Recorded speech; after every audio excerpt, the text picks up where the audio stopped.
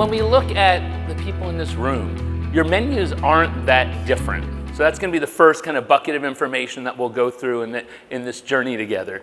Then we're going to talk about how in this room itself, your colleagues, your friends, often the same, it's a diverse group of people that have very different priorities and different roles at different stages of the R&D process. A lot of it's going to be is applying what Daryl was talking about, but for the kitchen as opposed to the front of the house, candidly.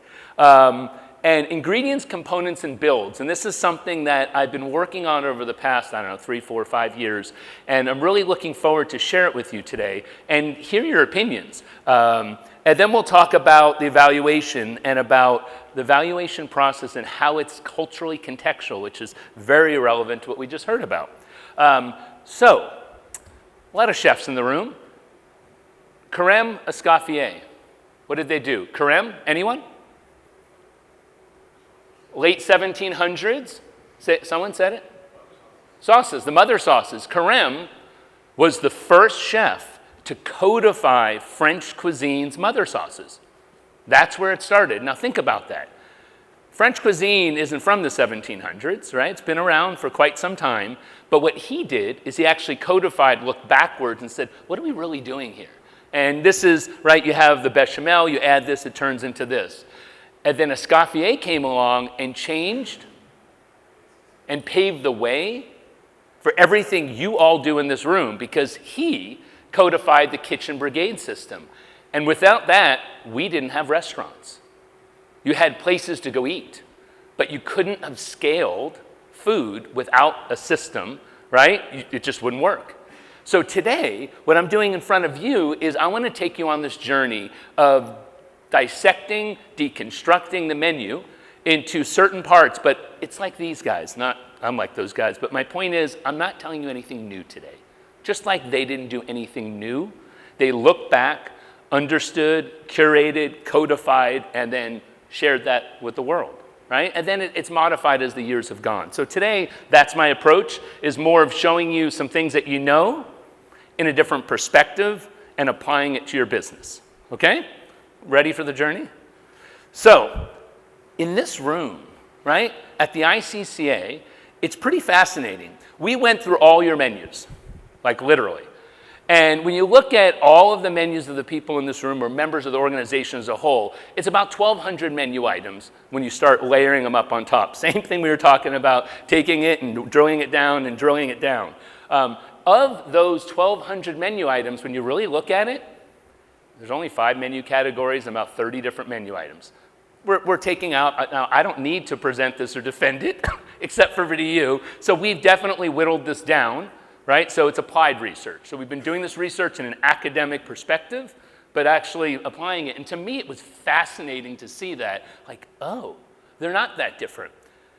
But every one of you in this room and every one of your team members have different objectives when you're evaluating flavor and when you're creating flavor. You look at it from a different perspective. How many times you've been in a cutting and someone says, well, I like black pepper and I don't care. It's not about you, it's about the consumer. However, it's not just about preferences, it's about application. It's about audits, it's about compliance, it's about food costs, marketing, branding.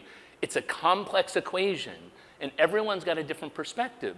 So I've actually changed my perspective a little bit over the past few years. As we develop more of the technology perspective and taking this academic research is realizing that everyone can have their own perspective and have a different role at different stages like you do. And so let me explain. Everyone in this room makes, buys, or sells one of these. Fair enough? Think about it. They're essentially the same thing.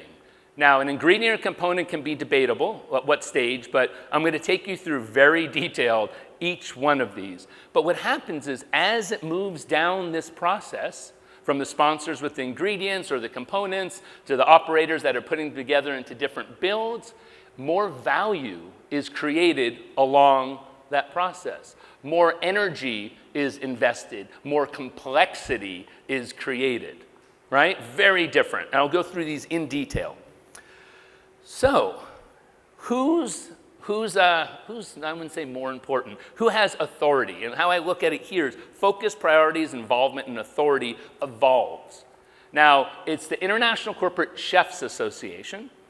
However, sorry, chefs, you're not the most important person at the beginning, and I don't think should be leading, frankly, in finding the ingredient. You have the authority to say, does that meet my specifications? Will this work in my operations? However, if you say to someone in purchasing, hey, we're working on this new salad, I need grape tomatoes, do you really need to say much more? There's a standard of identity to that. But depending on if you're making a salsa, well, that's a different story, isn't it? What tomato am I going to use? What color? What shape? How are we cutting it? Where does it come from? The consistency? There's so much to it. So I look at the first part. There's 3 buckets of information when I'm developing something. I look at the business equation, right? The compliance and culinary application. So I think at the beginning, it's more about the business equation. Then culinary, yes, the chef is controlled because now they're creating a complex flavor equation, combining all different ingredients together, and things start to change. Then, when it's a build, it's the same thing, but now you're kind of checking off. When you go from ingredients to components, a lot of the compliance issues, like where did it come from, do they have audits, traceability, all those things, are already baked into the system, so to speak. You found the right ingredients, but now when you put them together, how do they interact? What's the shelf life, and so on. And then the build, same thing. So, it's no different with sweet or savory. It's the same thing, whether it be cacao, right, chocolate and a cake, or actually the chocolate, the little pearls, and the cake. It's all almost like building blocks of flavor. And this is how we put these things together in our menus. And so, if I was tasting chocolate or tasting a dessert for chocolate, this might be some of the things that our group of people might say. Makes sense, right? Everyone's got a different point of view. No one's more important. It's an interactive experience, and flavor is a subjective experience. There is no best. Right? I mean, it's a perspective, it's an opinion. And the customer, right, knows what's best, but every customer is different. So just some examples, a little fun with the name. So I've spoken to this group several times, and you've seen this kind of diagram that I created 20 years ago, this data model. I never realized, now that I'm going into academia again, it's like, oh, that was a data model. I never thought about that. So then I started working with the folks up at UC Davis and actually taking it and saying, oh, I didn't realize that the internet wouldn't work for searching for recipes if there weren't consistencies. BBC, Google, several schema.org, they've actually codified what a recipe is step by step. So we've went through, because otherwise you can't talk among different languages. Think about that for a second. Realize when you're searching on Google, it can happen in a lot of languages. So if we don't have common vocabulary and meanings and context, it's going to be inaccurate. It doesn't work. So, if you want, I didn't share the academic side. This is, again, really intense, going through it. But if you're interested in looking at how to digitize recipes, break them down, just shoot me an email or reach out to me later. I'll be glad to give it to you. So, it's Robert Danhi. So I know you expect something about Asia, right? That's not what the subject's going to be in general, but let me give you a little taste of the standard thing. So I've been doing a lot of research on fermented bean products. All over the world, but primarily in China, and as that's moved around, up in Korea, Japan, etc. And all different bean paste made from soybeans, all of them, right? They look kind of different though, don't they? Different uses, different flavors, different applications, different cultures, processes, nutritional value, all different, but it's, RJ, we were talking about this yesterday. I am taking a carbohydrate and I'm adding koji to it. Ta-da, I have miso. After some time and watching, okay, so ingredient, component, and build. Let's start applying this. Let's see how this really works, right? So if you look at an ingredient, what the ingredient might be. Might be fermented soybeans. Well, if you take fermented soybeans and then you start adding chilies to it that are fermented and aging it for a couple years, there's something called Pijian Tobanjiang. Now, this is a fermented chili bean paste, and if you look at China, then you come down to Sichuan, the province. Then you come down to the region of Chengdu. Then you come down to this little area called Pijian. Pigeon is known for this sauce. And so importantly, just like with the wines, what is it, DOC? Yeah. So those, you can only put Pigeon, Tobanjan, if it's from this region. It's been fermented for 2 years. I mean, it goes on and on and on. So what? Well, if I'm doing product development, because there's a lot of global brands, right, with the ICCA. So what I'm talking about today is the International Corporate Chefs Association. We're going to base it in an American case study after this. However, it's a global organization, so how do you translate? How do you communicate? How do you keep eyes on what's happening around the globe with your brands, with what you've worked so hard for? How do you communicate to another culture with for the sponsors, right? If you look at it, what is an ingredient flavor profile, how it's applied is very contextual, besides the person, the family, the culture, and there are some generalities that have been studied very well. So Pigeon Doban, what I found out, had no idea. Check out this video. 这个实际上它发酵的时间就要短一些，这个对这个发酵的时间就要长一些，这个颜色要深一点，它的酱香味就要越浓一些。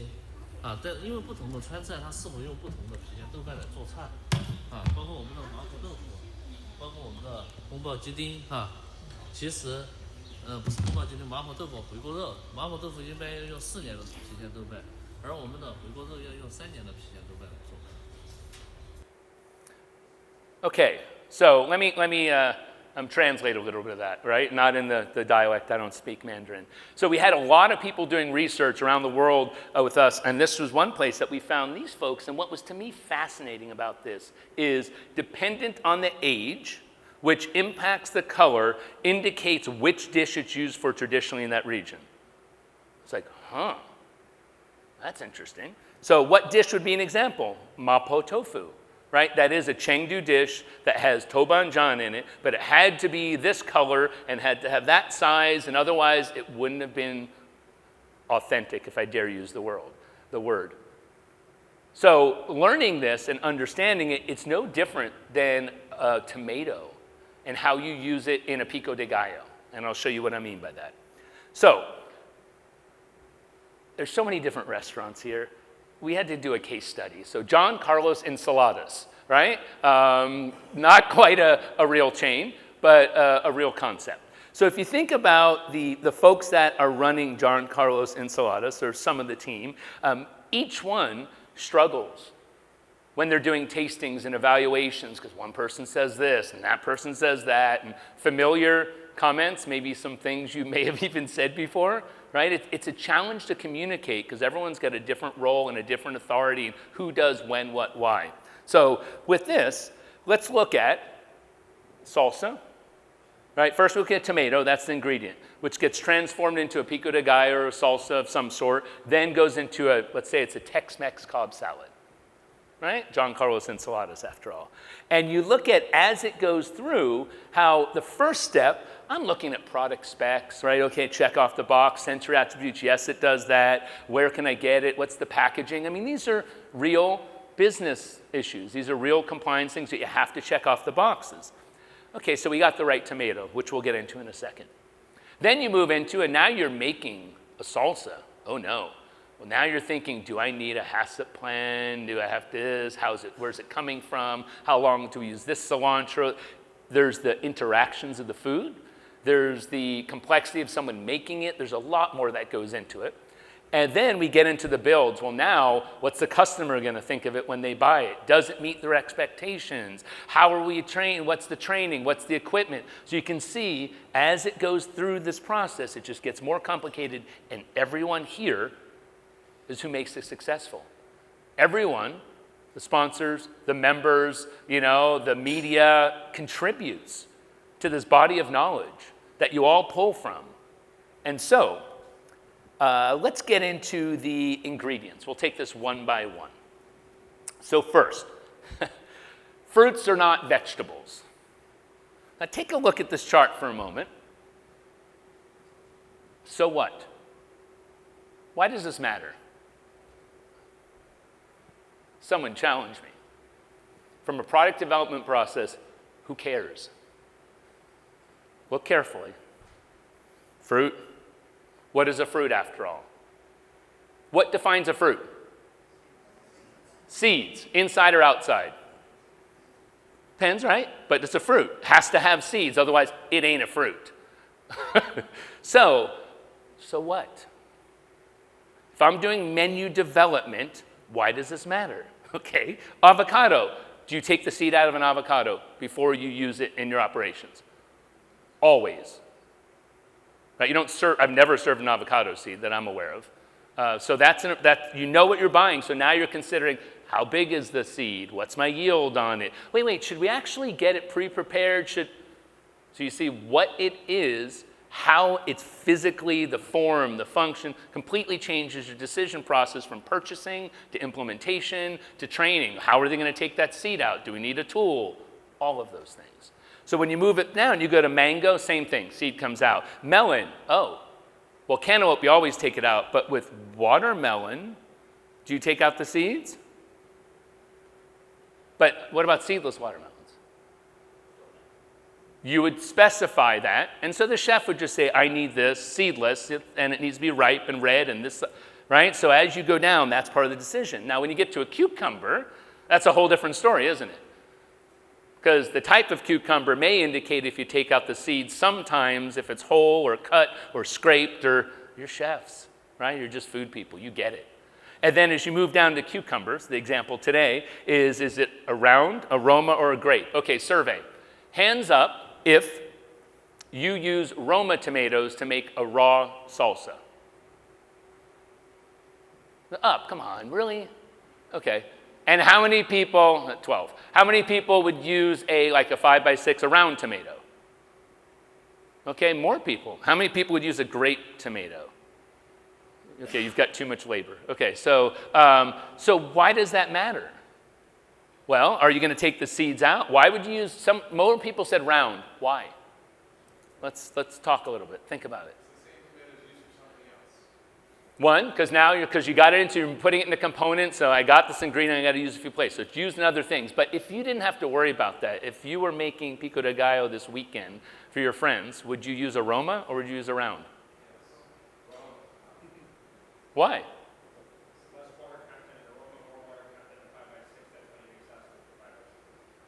Well, if you want a wet salsa.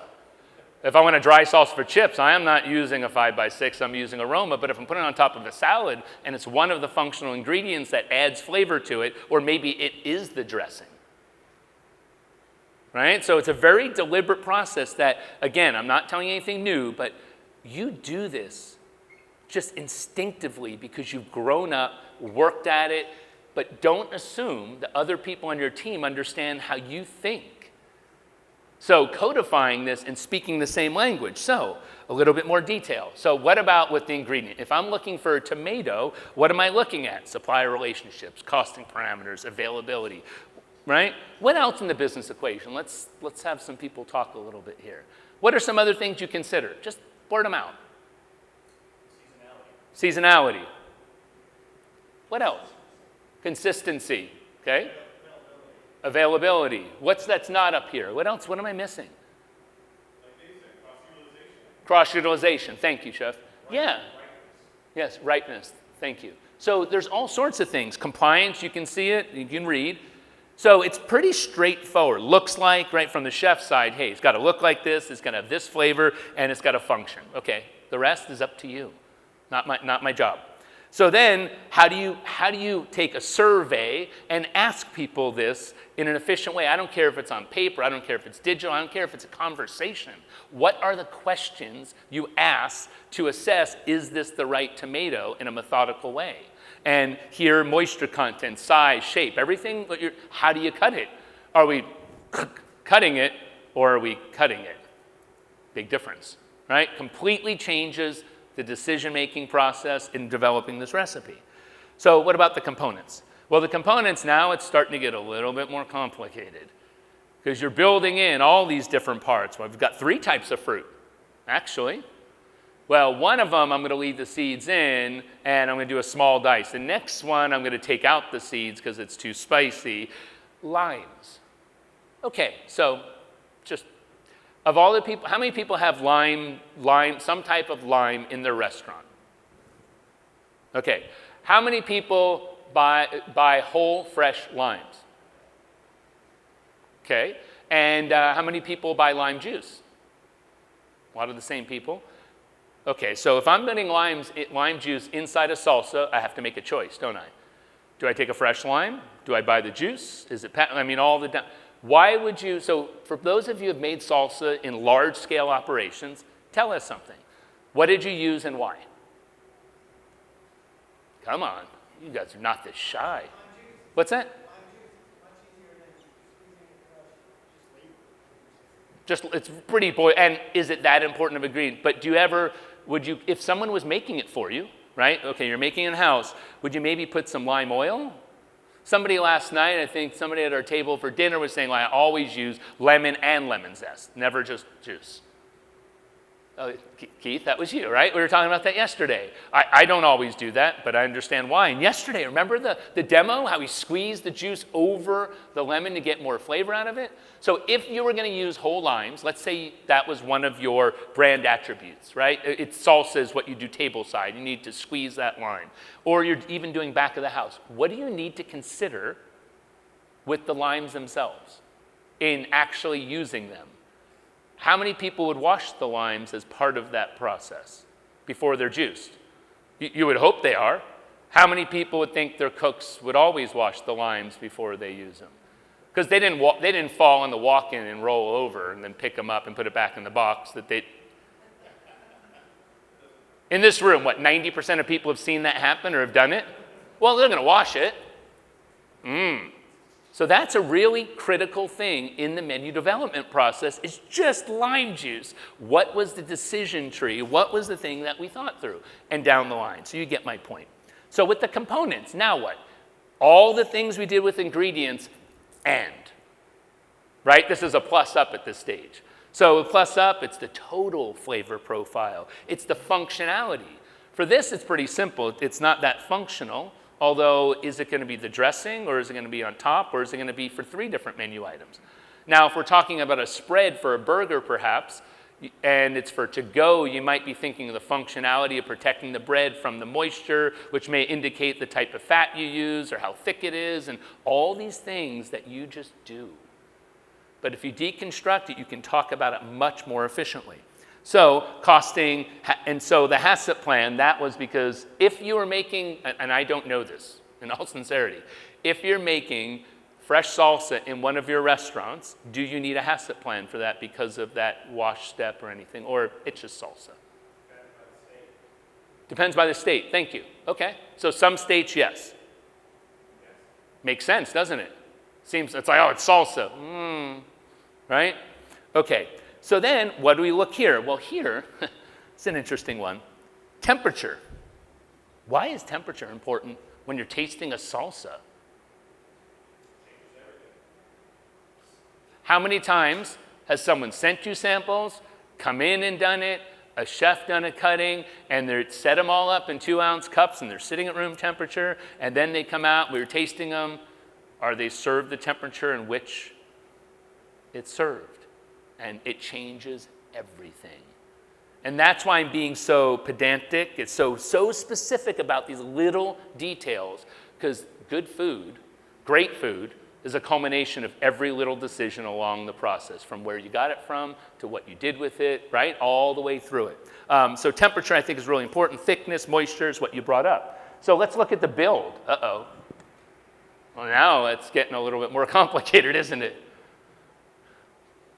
And this isn't that complex of a salad. And you've got fruits, you got proteins, you got vegetables. How did I process it? Where did I get it from? There's so much. And this should make you feel good about what you do and think of like, wow, it's a complex equation flavor. And it really is an equation. Recipes are essentially an algorithm. Think about it. Decisions, does this, then does that, then does that. It works like that. So with a build, well, now you've got the total flavor experience, and now really what comes in is brand fit, customer value proposition. Is this what it is? What type of marketing plan? Don't you know if you're creating it, part of the presentation may be based on the style of the restaurant, the brand, I mean, there's so much to be considered among all of this. Okay, and same thing with this. It's about ratios, isn't it? When you start building things, it's how much of this to how much of that, and then you say, well, we costed it. Oh, the sauce is costing us 83 cents, and we got to pull that down to 75. Chef, what can we do from a flavor perspective, right? It's this interaction of, it's these different levers that we go up and down, and adjust them till everything's just, right? The base is just right across. So what about implementing this? So that's kind of the theory. So how do you talk about this efficiently? Because I find, and I don't know if you agree, that so much of our time is just sucked up and wasted by inefficient communication because it's such a complex equation. And we make us, oh yeah, they'll know what to do with it. I was talking to some people last night about samples. Oh yeah, it's like, no, there's a lot to it. So, believe it or not, discovered this, this was just published 2 years ago. There's actually global standards for small group tastings and cuttings. Fascinating papers, worth downloading and reading them. It really helps you think through what you do, how you coordinate it, it's fascinating, really, really good work. So another time I can send that to you. But words plus definitions equal lexicons. You said earlier verbiage, which I think was a great way of building onto that. Like what verbiage do you use indicates what people expect. What they think, what they feel, their emotions, everything comes from the way we communicate. However, context is everything. And culture, at a table, a little table like this, there's this little subculture, right? And then, and Daryl, you're your own culture right there, right? And so we each have our own different fear that we're different. So I came across this word, never heard it, like 3 or 4 years ago, for how much a geek I am. I can't believe I never heard this. And I was up at UC Davis, and they're like, oh yeah, that's an ontology. What you're doing, you're building ontologies. I'm like, well, what's an ontology? And then I realized, oh, it's not just the words and the definitions, but it's the relationships, and that's how you can codify a recipe, deconstruct it, communicate more efficiently. Because if you're all on the same page of the context, well, then it makes sense. So why would you take the time, invest the money, to develop an ontology for your internal team? I thought what was fascinating about Daryl was talking, it was an outward, which was perfect. I'm looking inward, and how do you talk to each other? How do you communicate more efficiently? And if you think about having structure, having consistency, speaking the same language. Last night at dinner, it was just wonderful. And then after having a drink, and I was like, it's just so nice. I have friends, I have an amazing wife, I have a lot of good friends, fantastic family, but coming to the ICCA, it's not just friends, but they're friends that get you. And why is that? Why are the people here some of the best friends of your life? It's the times you spent, but it's because you speak the same language, in the same context. You get it. It's the same thing of breeding that culture within your team, and so you can communicate better. So this is another way of looking at flavor is, it's the 5 senses. That's nothing new. But I thought this was a brilliant way that Tarini and Matthew Lang built, and they did this up at UC Davis of like, well, that was a good way of looking at how they organized it, right? It was succinct. It's like, oh, that makes sense. Eating, sound, crunch. These are decisions that we consider when we build, construct flavor, and when we deconstruct it and evaluate it.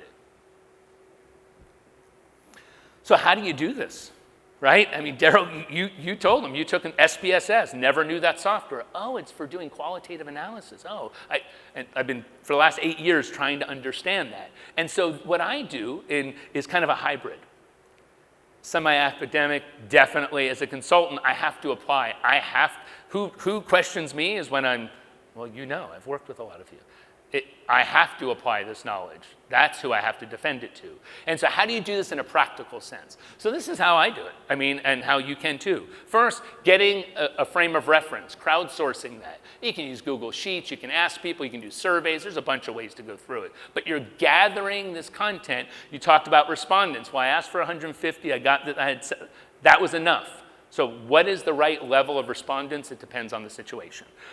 You look at previous literature. When I was looking at really diving into this, and then I realized for cheese, right? Chef Wallace and I were talking about it, and we were going to work on this together and do like cheese, and then I realized there's already an entire ontology for cheese evaluation. Established. Take that, whittle it down, and make it applicable, because you got to be able to use it. Otherwise, it's just making it more complicated. That's not the point. This is go wide, just like the innovation process. You go wide, you go out, you're here, you're learning, you distill that information, you come up with some solid ideas, right? You come up with those gold standards, then you come back out, you go wide with versions, you come back in, you nail it down. It's the academic model, out, wide, and today, obviously, with our talks, it's wide. Hey, this is what it is. Then how do you're all professionals. You're the top of the business. You're most accomplished food people in this business. So you're going to figure this out individually, but because it's going to be different for each one of you, because you all have a different culture. Then you generate those terms. What's the definitions? What's the references? Culture. Oh, that's nutty like this. Well, what type of nut? Right? Using references are very culturally relevant. And then you merge those together, and all the time you're putting cultural context, you're looking at professional background, you're putting sensory science into it. It's this hybrid of academic research and real product R&D. Okay, this was a realization that came up in this bean study that was like, oh. I found out, because I, as you know, like recording videos, as you see during all these sessions, et cetera. Photos are worth, what, 1,000 words, they say? Videos are worth millions. And when I found out, the same question that we asked, 75 people in this case, the same question that was in writing, right, and they typed it in, and then when we just say, hey, just record a video and tell us what and they recorded a video casually, oh my goodness. The difference of what people said. And so what, right? Well, let's say thickness. Boswick, texturometer, whatever. We have tools to measure these things, but I'm a cook. I'm in the kitchen, I'm doing product development. I'm making a sample that I need to send to somebody to replicate. Could you in the lab? Sure, use a Boswick, of course you could. But also a 5-second video clip kind of shows it. And what was really interesting with this study, here, check this out. It's just fascinating. So, in your own mind, sauce or paste, A, B, C, each one. Mental note. Okay, now what? Sauce or paste?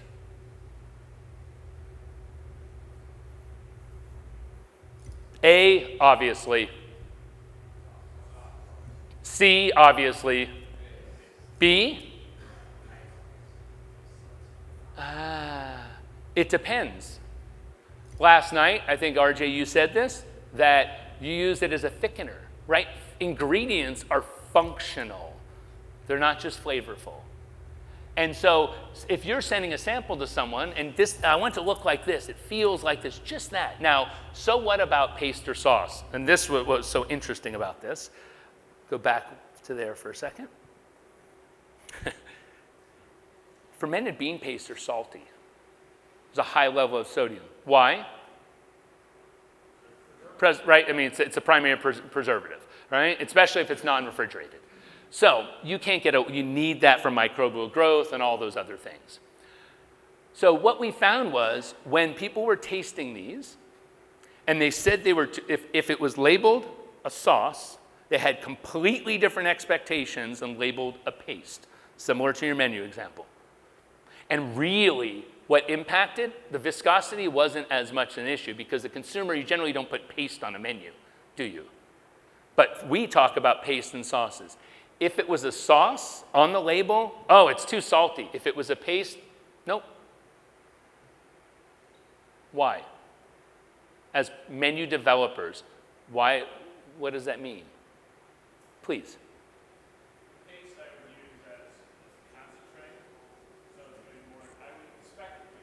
It's an ingredient, not a component. Essentially, right? You're using it as an ingredient. Now you see, right, we circle back to the beginning. A component is something that's ready to use in general. There's exceptions to everything. Does that make sense? So how you market it, your own products to the sponsors, and the people that are buying it, how you communicate. That's why I thought this was really relevant for this conversation, for this group, is how do you talk to each other more efficiently? Right? With internally as a team, and then as you go out. Okay, so how do you do this efficiently? Now, how many people have used Zoom this year? There are all sorts of technologies that you can use. Zoom is fantastic. Do you realize you can transcribe your entire Zoom calls, right?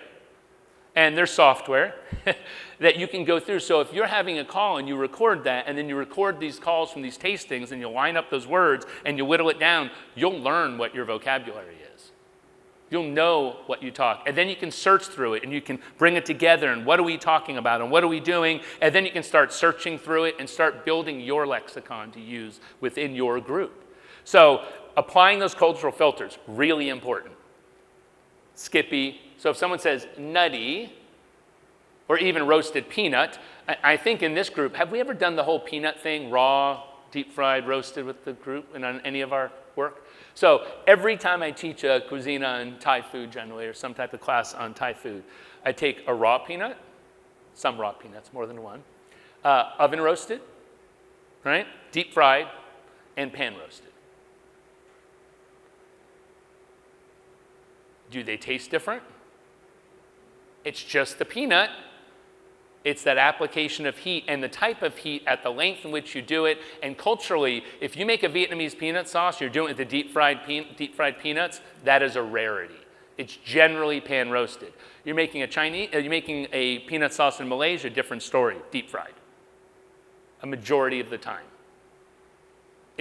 So these things are culturally relevant. And so you may just use peanut butter in the sauce, but if you're launching your brand in Vietnam, you want to have your supplier yourself roast those peanuts, chop them up, and sprinkle them on top to indicate it's like theirs, dependent on the brand and everything else. Does that make sense? So, flavor wheels are awesome tools. This one I saw, actually, it's a picture just from the coffee shop by my house. And I thought it was just badass for a few reasons. Really cool. One is you don't see many wheels that come out further, for coffee obviously, that show intensity. But what I found really interesting is the whole thing about the adjectives and the intensifiers and what's bad. How many times do you say, hey, all this is great, but we just don't want it to be bitter, we don't want it to be like this, the not wants are as important as the wants. And so having something like this, when you're talking with folks that don't have the depth of experience you do, or the customers, giving them something to latch onto. Oh yeah, I like that. I mean, you've been in a wine tasting, Barnyard. Oh yeah. Before that, you had no idea. So for those bean pastes, the way that I've been working on constructing these wheels is first, in the middle, is your senses.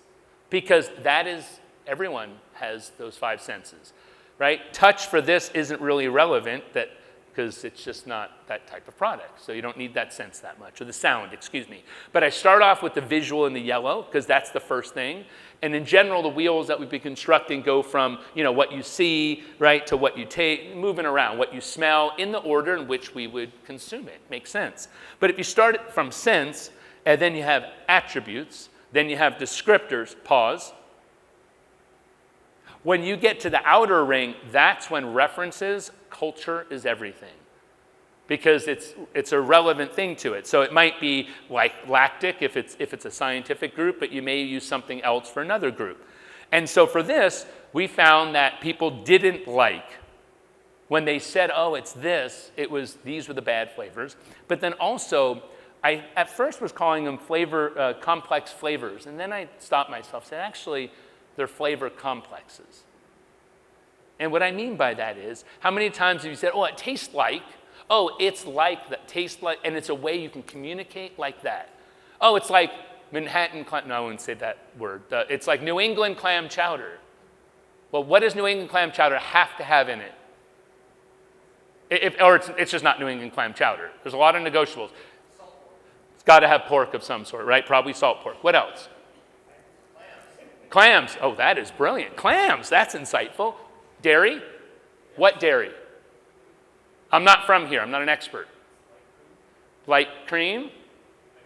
Heavy cream? Potatoes. Well done, RJ. Well played. Potatoes. I mean, there's celery. Would you agree, everyone? Celery? I think so. Onion, thyme, rosemary? No, right? Just checking. But you see, my point is, if you say that to someone, there's a standard of identity, you save time. You can say it, they get it. Done. So, moving forward, what this leads us to is ways to quantify this qualitative experience. You can have reference points, and just like you were saying, Daryl, then you can have hedonic scales, you can have jar scales, whether it be for application, there's all different. Well, does it? And you go through it. Make sense? Now, what's so freaking cool about technology is it breaks down so many cultural barriers. Because you start looking at it, how many times in manufacturing, food manufacturing, production is probably a more appropriate term, how many of you have seen color chips used to match color samples of sauces or something? Raise your hand. Oh, wow. Okay, so that's about 20 of you. Please participate in this. Second thing is, for those that have done that, were they like Pantone colors like that? Or were they actual pictures of the food? So if they were Pantone colors, raise your hand, or some type of color chip. How many people had actual food? Which do you think would be more accurate? Hello, it's just a frickin' photo. Like, why not build interactive tools for your team? Right? It looks like this once it's cooked. And you do this, right? Speed sheets, you do a lot of these things already, but from the development process, not just in the implementation process. What's shiny look like? What is a whole bean? What's chunky, really? But then you get into, well, what's tacky or gooey? Well, when you're holding the container down so it doesn't lift up with the sauce, that's gooey. And seeing that, it's obvious what it is. But sometimes, to illustrate the point about the cultural context, if you just say roasted soy flour, what does that mean? Well, this is a certain soy flour from Japan that's used for mochi and things like that. You dip it and sprinkle it on top like a roasted nut would be used. But no one else would know that unless you knew that. And so if you're in that region, that might make sense. And then another thing about technology is, this thing called Google Translate or whatever other software, that Zoom call, you can translate into different languages, right? Or the casual conversation you can translate and easily communicate. Now, I warn you, one thing I've learned in working globally and communicating with an international audience is that is step one. You don't want to just use that, especially in business application, because oh my goodness, the mistranslation. But it's a good first step. Then it needs to be put in context. So to me, there's a difference. In this case, you don't need a translator. You need an interpreter that interprets the translation. Does that make sense? So many times when I was filming Taste of Vietnam, I'm like, no, don't interpret. Translate what I'm telling you. Just stop. Simon's like, yeah, I know. You say it's okay. First, ask him this question. Because if you tell your translator what you want to know, they're going to get straight to the question and you're screwed. Because then you've just lost that. You want to first, hey, how about this? You ask them something. You build the rapport. You ask the question. You get to where you're going, but you can't jump there immediately. So I needed, at that point, because I knew how to talk with the culture, but in other places, in Japan that I'm not as familiar with, that I need an interpreter. Big difference. Huge difference. So that's it. Just wanted to give you a taste of, from the beginning, of what it is, where do you go, how do you roll it down, and what we're doing is codifying, going backwards, not creating, codifying menu items. And if I'm making a burger, right, it's going to have a bun. Well, what type of bun? Well, if it's a pretzel bun, I'm evaluating what? The salt on top, the color, the crumb. Well, if I use this type of bun, we know what it is. When we started laying out, we've codified like the entire menu, and you start going, oh, It's actually not that different.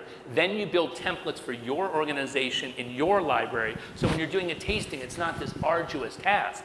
Take the time ahead, build your system, and then implement it. Change the, except for now, you go out, you capture all this information, or you don't, and then you're trying to figure it out. You know what you're asking, you know what you want to know, you know your objectives. Ask the right questions, going back to academia, and you'll get good answers. But put it in a structured format. Just a haphazard, non-democratic, poorly documented discussion, it's just irresponsible. There's times it's fine, hey, what do you think? That's different. But when you're making a business decision, oof, it just scares me to see what we've all seen of these decisions being made.